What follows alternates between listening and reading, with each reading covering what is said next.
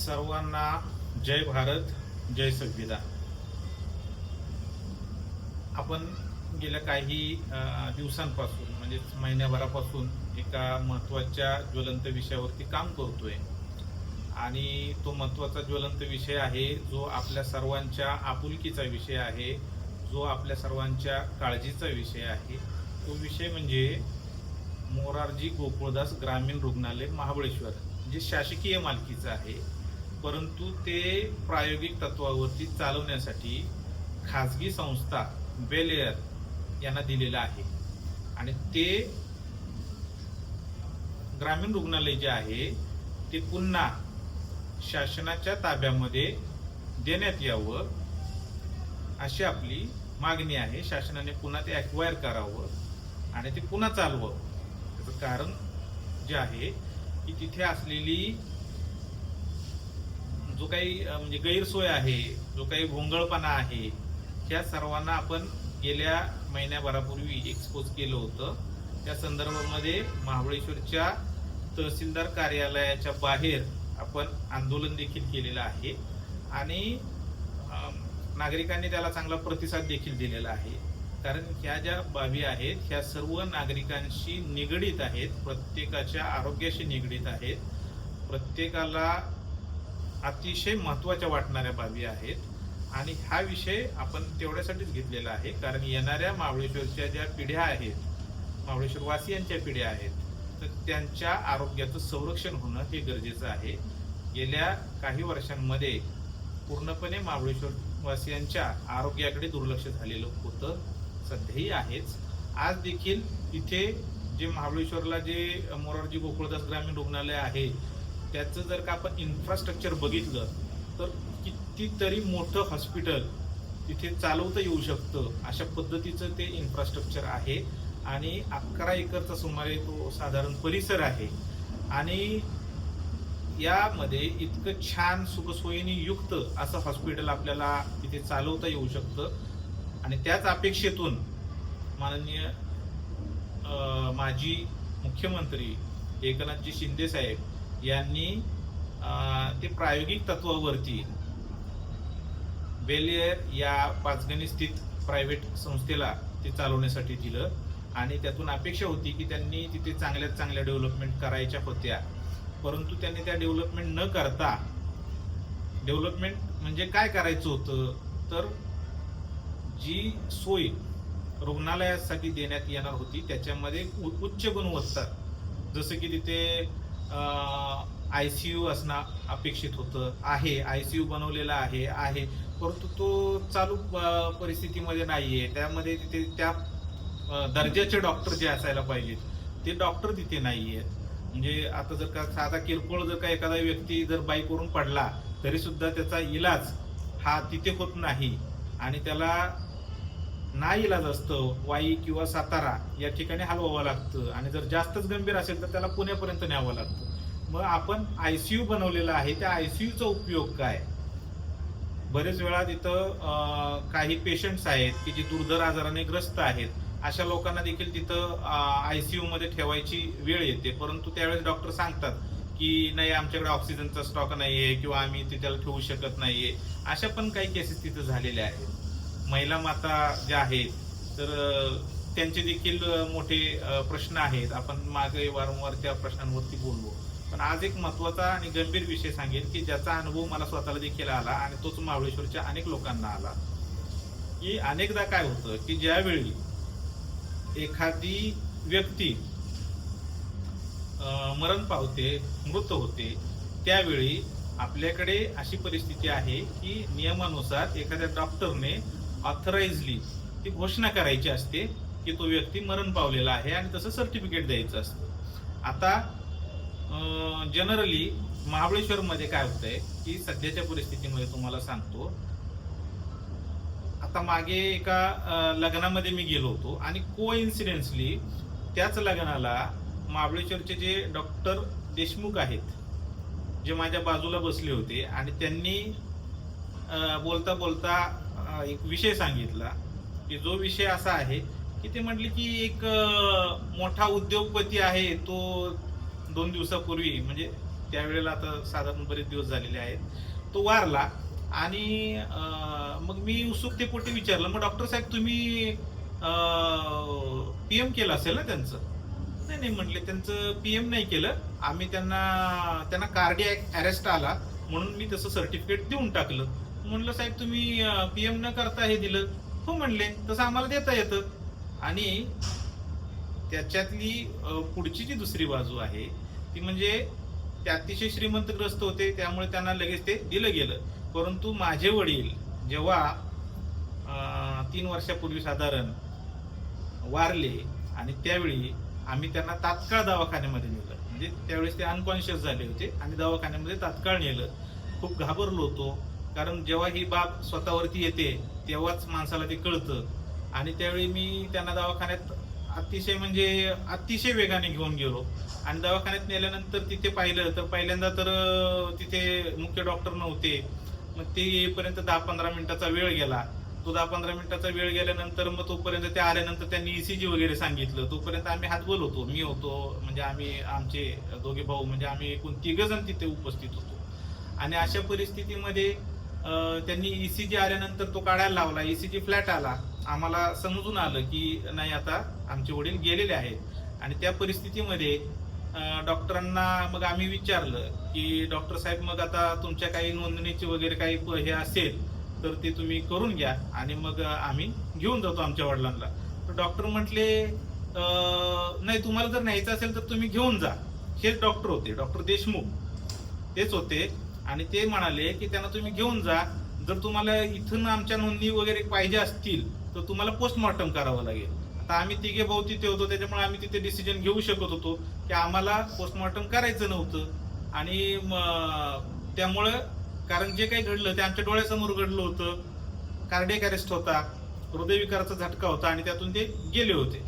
तर ठीक आहे म्हटलं साहेब, आम्ही त्यांना घेऊन जातो. आणि मग त्यांना आम्ही घेऊन गेल्यानंतर मग पुन्हा जेव्हा सर्व सोपस्कार पूर्ण झाले तेव्हा महाबळेश्वर नगरपालिकेमध्ये आम्ही त्यांची नोंद करण्यासाठी, म्हणजे मी स्वतः गेलो होतो.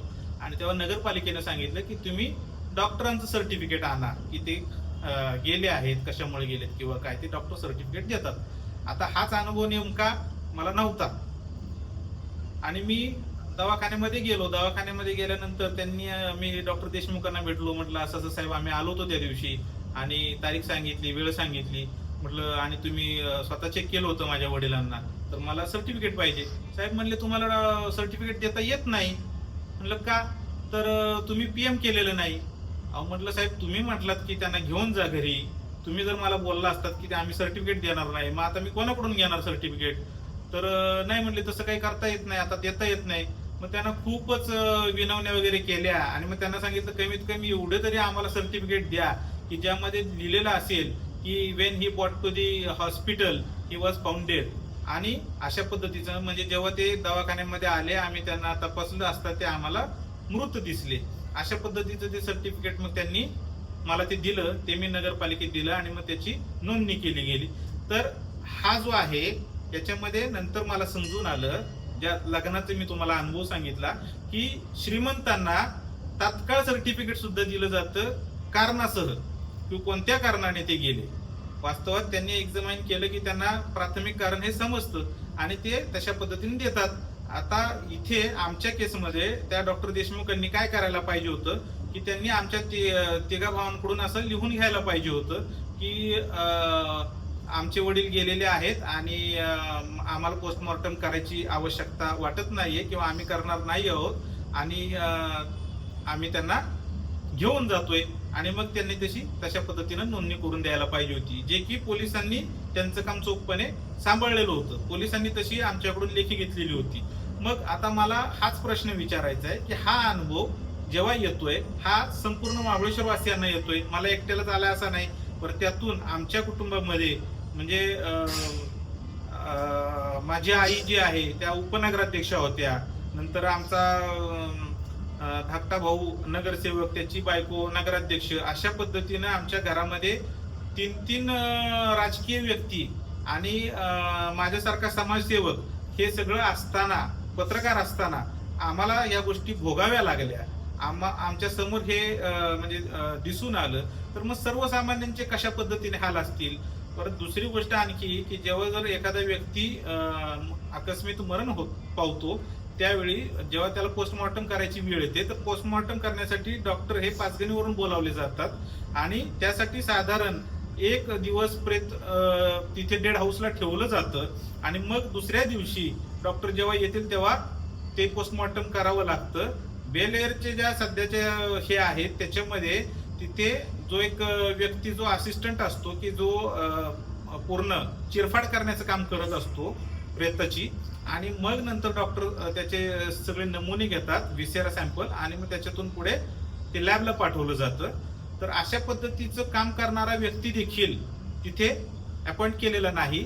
नागरिकच त्यांच्या लेवलवरती जाऊन आमच्या गावामध्ये 1-2 अनुभवी असे माणसं आहेत की त्यांना रिक्वेस्ट करून तिथे आणलं जातं तात्पुरतं. पेशंटच स्वतः त्यांचं मानधन वगैरे देतात, म्हणजे नातेवाईक त्यांचे, आणि अशा पद्धतीने पोस्टमॉर्टम केलं जातं. म्हणजे पोस्टमॉर्टमची देखील तिथे अशा पद्धतीची वाईट हे आहे.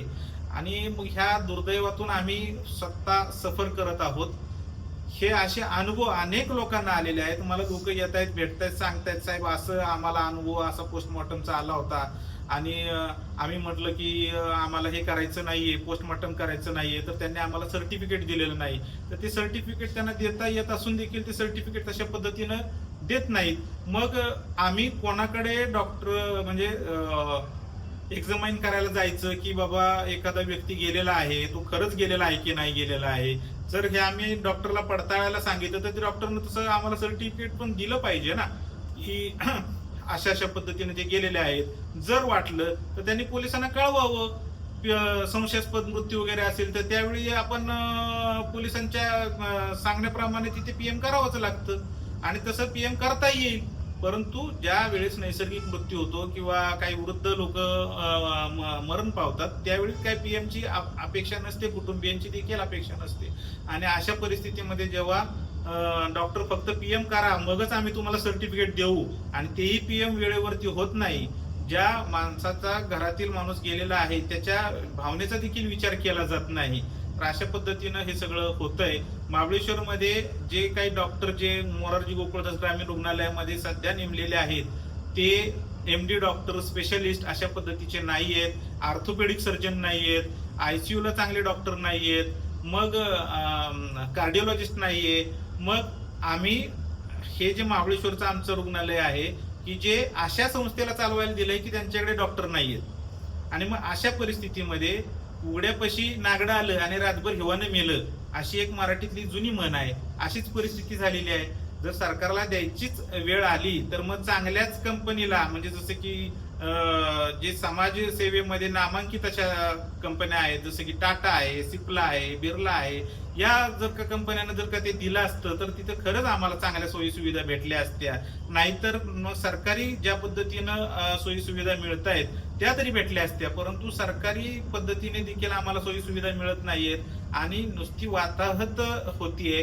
साधं कोणीतरी पडतंय तर वाईकवरून पडतंय, सायकलवरून पडतंय, त्याला पण जर का आम्हाला वाई पाचगणीला जर का न्यावं लागतंय किंवा साताऱ्याला न्यावं लागतंय तर मग खरंच आमचं दुर्दैव आहे.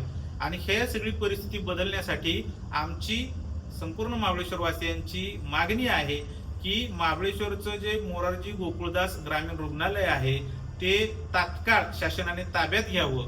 काही एक 10-15 दिवसापूर्वी असाच इन्सिडेंट आला होता की आम्ही वारंवार सांगतोय की तिथे जाणाऱ्या रुग्णांना किंवा त्यांच्या नातेवाईकांना तिथे चांगल्या पद्धतीची वागणूक दिली जात नाही, अपमानास्पद अशी वागणूक दिली जाते. आणि यातून महाबळेश्वरच्या शिवसैनिकांच्या एका महिला कार्यकर्ता आहेत त्यांना देखील तसाच अनुभव आला आणि त्यातून शेवटी एकनाथ शिंदे साहेबांच्या शिवसेनेच्या काही पदाधिकाऱ्यांनी जाऊन तिथे आंदोलन केलं होतं आणि त्यांनी निवेदन दिलं की अशा पद्धतीने आम्हाला चुकीची वागणूक मिळते, अपमानास्पद वागणूक मिळते, त्याच्यावरती कारवाई करा.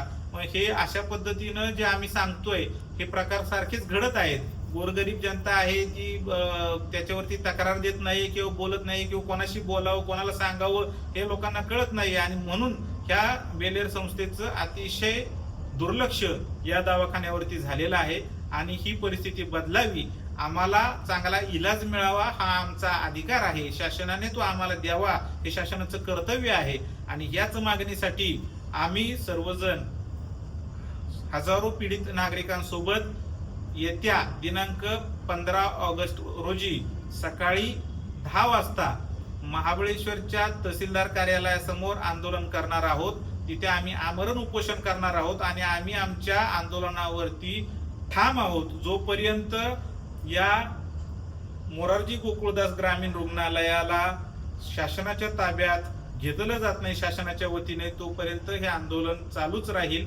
आणि महाबळेश्वरच्या नागरिकांच्या हक्कासाठी जो आम्ही लढा पुकारलेला आहे तो लढा आम्ही महाबळेश्वर बचाव आघाडी आणि बुद्धिस्ट प्रेरणा ग्रुप आणि समस्त महाबळेश्वर वासीय यांच्या वतीने हा आम्ही लढा लावून धरणार आहोत.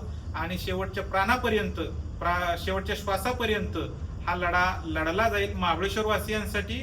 आणि यामध्ये सर्व महाबळेश्वर वासियांनी सहकार्य करावं, सर्वांनी सामील व्हावं. कारण हा जो लढा आहे हा माझ्या एकट्याविषयी नाहीये आणि हा आपल्या सर्वांसाठी आहे. कारण आपल्या सर्वांना तिथे चांगल्या उपचाराच्या सोयी मिळाव्यात ही आमची सर्वांची मनापासूनची इच्छा आहे. आपल्याला देखील तेच वाटतंय. महाबळेश्वर मध्ये जर तुम्ही पाहिलं की जर ज्यावेळी शासकीय दवाखाना होता त्यावेळी साथीच्या रोगांचे सर्वे केले जात होते. तशा पद्धतीने गोळ्या औषधं जाऊन घरोघरी वाटल्या जात होत्या. शाळेत सरकारी शाळा ज्या आहेत, प्रायव्हेट शाळा आहेत, त्यांचे देखील सर्वे केले जात होते. मुलांच्या तपासण्या केल्या जात होत्या. त्यांना काही विटॅमिन्सची गरज आहे ते विटॅमिन्सच्या गोळ्या दिल्या जात होत्या. त्यांना ज्या ज्या याच्या लसी आहेत त्या दिल्या जात होत्या. महाबळेश्वरच्या जो आपला ग्रामीण रुग्णालय आहे त्याच्यामध्ये दुर्दैवाने आज जर का तुम्ही बघायला गेलात तर डॉक्टर काय शाळा शिकलेले आहेत, कोणती पदवी त्यांनी घेतलेली आहे ते देखील त्यांच्या ओपीडीच्या बाहेर लिहिलेलं नाही. म्हणजे तुम्ही ज्या डॉक्टरकडे चाललेला आहात तो डॉक्टर काय शिकलाय हे देखील तुम्हाला माहिती नाहीये. आणि अशा डॉक्टरकडून आपल्याला इलाज घ्यावा लागतो. आणि दुर्दैवाची बाब मध्ये ज्या महिला माता आहेत की ज्या गरोदर आहेत किंवा बाळांत झालेल्या माता आहेत तर त्यांचे जे असणारे जे वॅक्सिनेशनचं जे वेळापत्रक असतं ते तिथे लावलेलं गेलेलं नाही. किंवा साथीच्या रोगांच्या बाबतीमध्ये जनजागृती करणारे जे हँडबिल्स वगैरे असतात किंवा पोस्टर्स असतात त्या पद्धतीने ते कुठे लावलेले दिसत नाहीत. अशा पद्धतीनं पूर्णपणे सगळ्याच सोयींची वानवा आहे. 108 नंबरची अँब्युलन्स तिथे जागेवरती उपलब्ध नसते. नेहमीची ही आमच्या तक्रार आहे महाबळेश्वरवासियांची. जेव्हा कधी इमर्जन्सी कोणाला बाहेर जायचं असतं पेशंटला घेऊन त्यावेळी तिथे अँब्युलन्स उपलब्ध नसते. त्यावरून देखील गेल्या 15 दिवसामध्ये आमच्या महाबळेश्वरच्या एका प्रतिष्ठित घरामध्ये हा प्रसंग ओढावला आणि त्यांनी देखील तशी ती तक्रार केली होती, ती सुद्धा बाहेर आली होती. तर अशा पद्धतीनं ह्या सगळ्या तक्रारी आहेत आणि तक्रारींचाच पाडा मोठा आहे. तिथे मिळणाऱ्या ज्या सोयी सुविधा आहेत त्या अतिशय नगण्य आहेत. म्हणजे फक्त सर्दी खोकल्यावरतीच तिथे इलाज केला जातो. चांगल्या पद्धतीने तिथे जर का एखादा गंभीर आजारी व्यक्ती तिथे असेल तर त्याच्यावरती इलाज केला जात नाही. कोणी जर ह्याचे ऑर्थोपेडिक जर का पेशंट्स आले तर त्यांच्यावरती तिथे इलाज होत नाही. त्यांना फक्त मलमपट्टी करून मग पुढच्या दवाखान्यामध्ये म्हणजे साताऱ्याला वगैरे पाठवलं जातं. आणि दुर्दैवाने सांगायला वाटतं की घाटामध्ये याच संस्थेतर्फे एक चांगला सर्व सुखसोयींनी युक्त असा दवाखाना केलेला आहे आणि त्या दवाखान्याकडे हे इथले महाबळेश्वरच्या दवाखान्यामधून आलेले पेशंट्स आहेत ते तिकडे पाठवले जातात. त्यांच्याकडून तिथं इलाज करून घेतला जातो. मग त्या दवाखान्यामध्ये वाईमध्ये पसरणी घाट संपल्यानंतर जो दवाखाना बनवलेला आहे तिथे सर्व डॉक्टर चांगले तंत्रज्ञ तुम्हाला उपलब्ध होतात.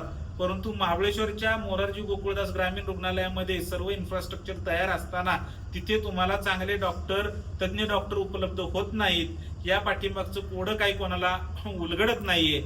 तिथे दुर्दैवाची गोष्ट म्हणजे असणाऱ्या जो स्टाफ आहे त्याचं देखील तिथे शोषण होतंय. त्यांना देखील तिथे पगार वगैरे व्यवस्थित नाहीयेत किंवा PF वगैरेच्या सुविधा नाहीयेत. आता काही दिवसांपूर्वी म्हणजे एक 8-10 दिवसापूर्वी साधारण तिथे असणारा मोरारजी गोकुळदास ग्रामीण रुग्णालयामध्ये एक कर्मचारी ललित प्रभू कांबळे नावाचा कर्मचारी अशाच पद्धतीने कार्डियक अरेस्टनं किंवा हृदय विकाराच्या तीव्र झटक्याने त्यांचं निधन झालं. त्यांनी साधारण 10 वर्षापेक्षा जास्त काळ या दवाखान्यामध्ये बेलेरच्या मार्फत काम केलेलं आहे. परंतु आजपर्यंत त्यांच्या कुटुंबियांना 1 रुपयाची देखील मदत, आर्थिक मदत या बेलेर संस्थेमार्फत झालेली नाही. आणि शिवाय त्यांच्या भविष्याच्या दृष्टीनं कोणत्याही तरतुदी देखील या दवाखान्याने केलेल्या दिसत नाही, की जे अतिशय चुकीचं आहे, गंभीर आहे. जर तिथे कोणी कर्मचारी काम करत असतील तर उद्या त्यांच्यावरती अशा पद्धतीनं जर एखादी दुःखद प्रसंग ओढवला आणि जर एखाद्याचे प्राण गेले तर पुढे त्याच्या कुटुंबियांच्या भविष्यासाठी कसल्याही पद्धतीची मदत होणार नाही. आणि हे देखील अतिशय गंभीर आहे. या सर्व प्रश्नांच्या विरोधामध्ये आपण सर्वजण 15 ऑगस्ट, येत्या 15 ऑगस्टला ज्या दिवशी आपल्या भारताचा स्वातंत्र्य दिन असतो त्या दिवशी आपण आंदोलन करणार आहोत.